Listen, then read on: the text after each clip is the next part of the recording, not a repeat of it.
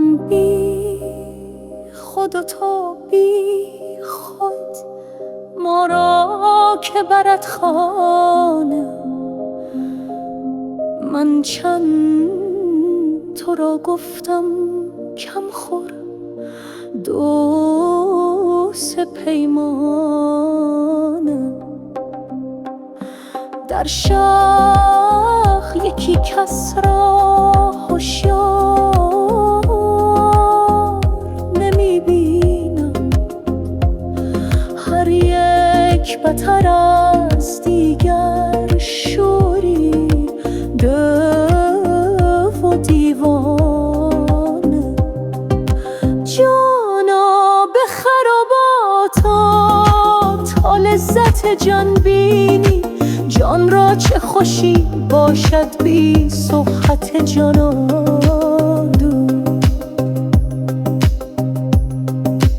هر گوشه یکی مستی، دستی زبر دستی، آن ساقی هر هستی با ساغر شاهانه.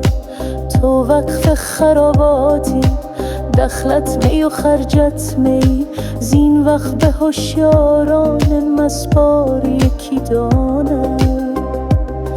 ای لولی بربط زن، تو مستری یا من؟ ای پیش چو تو مستی، افسون من افسانه.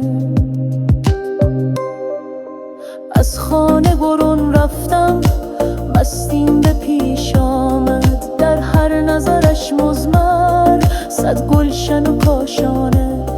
چون کشتی بی لنگر کج می شد و مج می شد، از حسرت او مرده صد عاقل و فرزانه.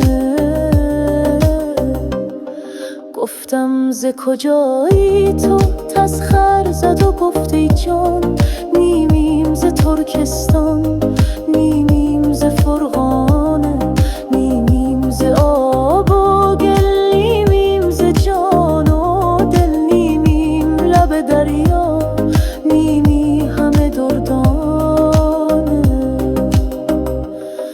گفتم که رفیقی کن با من که منم خویشت، گفتا که بنشناسم من خویش ز بیگانه. من بی دل و دستارم، در خانه خمارم، یک سینه سخن دارم، این شرح ده همیانه.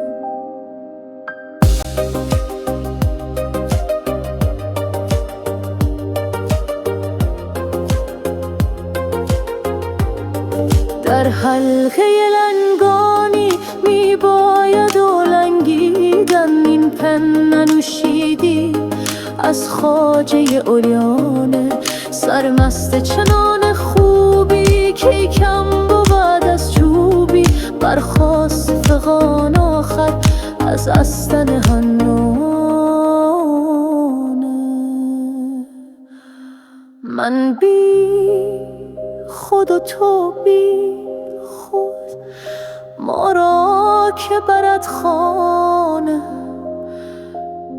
من چند تو را گفتم کم خور، دو سه پیمان.